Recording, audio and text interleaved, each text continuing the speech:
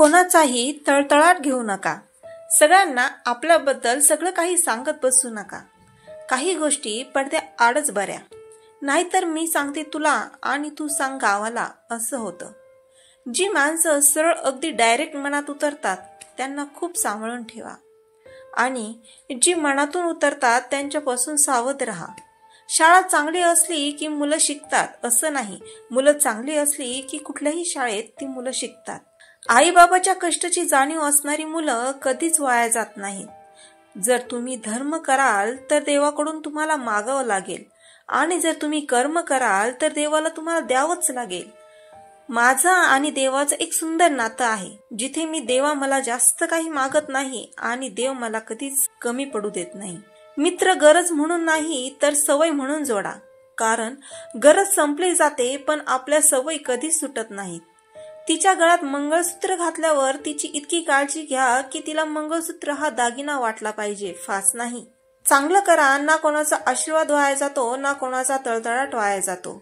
स्वतःच्या नजरेत आदर्श राहा, इतरांच्या नजरेला फारसं महत्व देऊ नका। कोणाच्या बोलण्याने तुटून जाऊ नका, कोणाच्या बोलण्याने झुरतही बसू नका। आपलं आयुष्य आपलं आहे आणि आपलं आयुष्य थाटात जगायचं। ज्याला आवडेल तो कौतुक करेल, ज्याला नाही आवडेल तो जळेल। फार गंभीर होऊन जीवन जगू नका। हे विश्व हजारो वर्षांपासून आहे, इथे कित्येक आले आणि कित्येक गेले। कुणा वाचून कोणाचं काहीच अडलेलं नाही। लग्न म्हणजे दोघांनी मिळून त्या समस्या सोडवणं। ज्या लग्न केलंच नसतं तर कधी निर्माणच झाल्या नसत्या।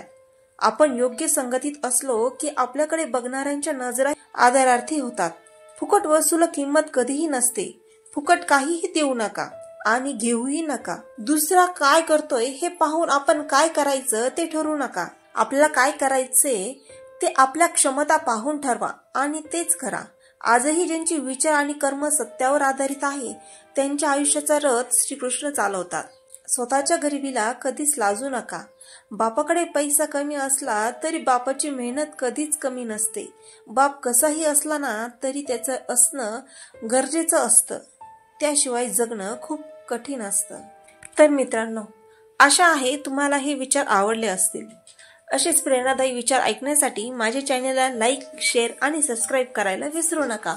पुन्हा भेटूया नवीन विचारांसोबत। धन्यवाद।